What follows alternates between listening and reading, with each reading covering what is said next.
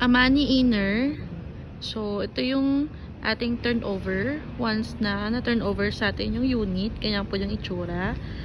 So, may gate at fence na po tayo. So, once na turnover po, lupa pa lang po yan, ma'am, sir. And then, ang kanyang floor area is 36 square meters. Lot area po is 40 square meters. Depende po yan sa availability natin. Kung may malaki po na lot area, iba rin po yung presyo niya. And then, ito po, pagpapasok po tayo sa loob. As is po, kung ano yung nakikita po natin, ganun po yung itsura pag na-turn over yung bahay.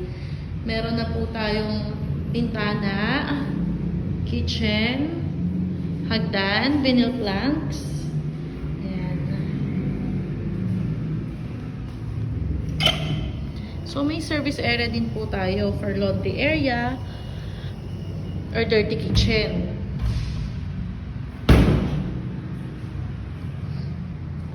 With CR.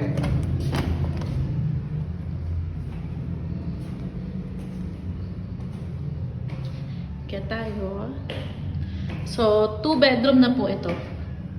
When na-turn over, naka-partition na po. Ayan. So, 2 bedroom na po siya.